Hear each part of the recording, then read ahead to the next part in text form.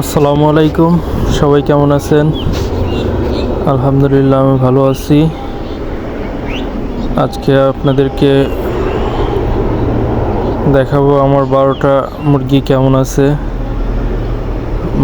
4 দিন হলো ওদেরকে আমি ছোট একটা ঘর করে মাচালের মতো করে ঘর করে ওখানে রেখে দিছি এবং দিনে সারাদিন ছেড়ে দিয়ে রাখতেছি। তো দেখুন 12টা মুরগি আছে এখানে। তো দেখতেই পারতেছেন ওরা কিন্তু একদম সুস্থ আছে এবং সুন্দরভাবে চলাফেরা করতেছে। প্রথমও 1-2 দিন ওদের একটু প্রবলেম হয়েছিল, কারণ ওরা এক জায়গায় আবদ্ধভাবে থেকে অভ্যস্ত। তো আজকে যেহেতু 4 দিন, তো 4 দিনে ওদের একটা খাপ খাইয়ে ভাব হয়ে গেছে বলা যায়। আর আপনাদেরকে আবারও জানাবো, আমি কিন্তু খামারে কাল পরশুই ইনশাল্লাহ আবার বাচ্চা উঠাবো। সেই জন্য খামারটা পরিষ্কার করে নিছি আজ সকালে, যদিও পরিষ্কারের ভিডিও আপনাদেরকে করে দেখাতে পারি নাই। যারা খামার পরিষ্কারের ভিডিও দেখতে চান তাহলে আমার অবশ্যই পিছনের ব্যাচের ভিডিওতে গিয়ে দেখতে পারেন যে আমি কিভাবে খামার পরিষ্কার করি। তবে আপনারা আজকে পরিষ্কারের চিত্রটা শুধু দেখবেন, বাট আমি পরিষ্কার করেছি এই দৃশ্যটা হয়তো বা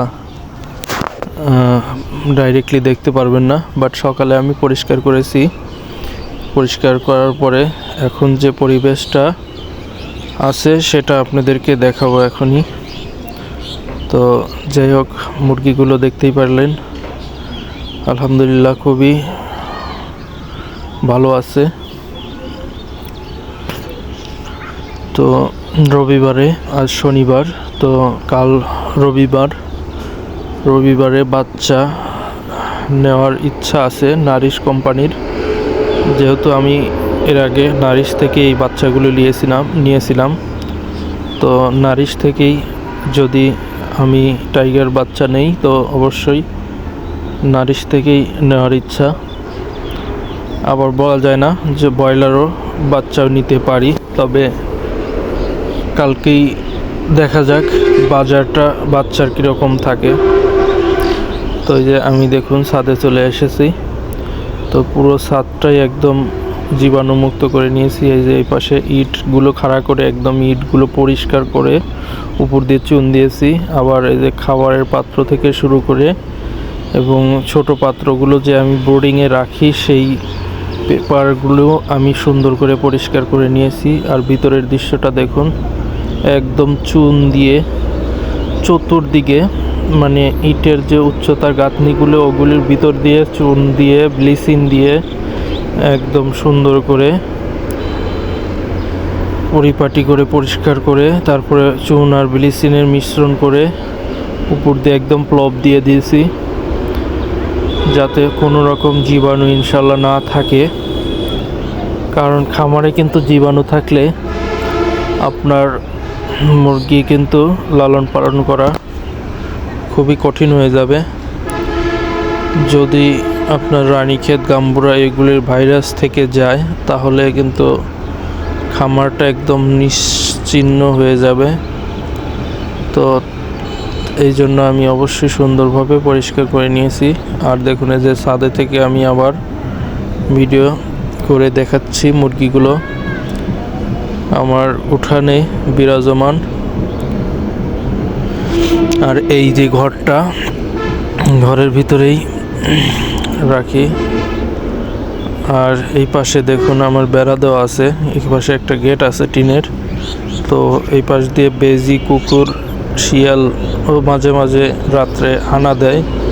তো এই পাশ দিয়ে আমি সুন্দরভাবে একদম ফুটা মুটা সবগুলো বন্ধ করে দিয়েছি, যাতে ভিতরে না আসতে পারে। কারণ মুরগি বড়, তারপরেও বলা যায় না, শিয়াল, বেজি, কুকুর এগুলোকে ফট করে ধরে মানে একটা দুর্ঘটনা ঘটে যেতে পারে। তো সেই জন্য আমি এদেরকে এখনও বাইরে বিচরণ করতে দেই না। ওদের আমি বাড়ির ভিতরেই রাখি, এবং কি আমি কিছু শাকসবজি বুনেছিলাম ওই দিকটায়। তো ওই দিকটায় মুরগিগুলো বিচরণ করার ফলে আমার ওই সবজি ক্ষেতটা নষ্ট হয়ে গেছে। ওই যে যাই হোক, তো ওটা নিয়ে আমি চিন্তা করি না, যেহেতু মুরগি এখন বাড়ির ভিতর বিচরণ করতেছে, তো ওরা চতুর্দিকেই ঘুরে বেড়াক, সেই জন্য এখন ওই ক্ষেতটা আমি আর রাখছি না। তো ওরা ওখান দিয়ে যাবে, খাবে, সমস্যা নেই। তো যাই হোক, আপনারা এর আগে ভিডিওটি অবশ্যই দেখেছেন সবাই। আমার খামারে 200 টাইগার মুরগিতে কত টাকা লাভ হয়েছে সম্পূর্ণ হিসাব দেখিয়ে দিয়েছি। তো যারা দেখেন নাই অবশ্যই আগের ভিডিওটি গিয়ে দেখে নেবেন, কারণ আলহামদুলিল্লাহ আমি প্রথম টাইগার মুরগিতে যে লসটা খেয়েছিলাম সেখান থেকে আমি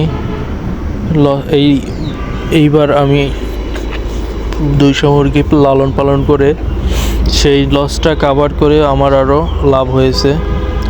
কারণ আপনারা অবশ্যই জানেন, যারা আমার রেগুলার ভিডিও দেখেন, আমি প্রথম টাইগার মুরগি উঠাইছিলাম তখন আমার কিন্তু প্রায় 15,500 টাকা, 300 টাইগার মুরগি উঠানোতে 15,500 টাকা আমার লস হয়েছিল। আমি একটা বাচ্চা 71 টাকা করে কিনেছিলাম, আর এইবার আমি এই বাচ্চাই 31 টাকা করে কেনাতে 200 বাচ্চায় লাস্টে বিক্রি করে প্রায় 20,000 টাকা লাভবান হয়েছি। তো সেখান থেকে আমি বলা যায় যে আমি সুন্দরভাবে উতরিয়ে উঠেছি। তো সবাই কেমন লাগলো ভিডিওটি? ভালো লাগলে অবশ্যই আমার চ্যানেলটিকে সাবস্ক্রাইব করবেন। আল্লাহ হাফেজ।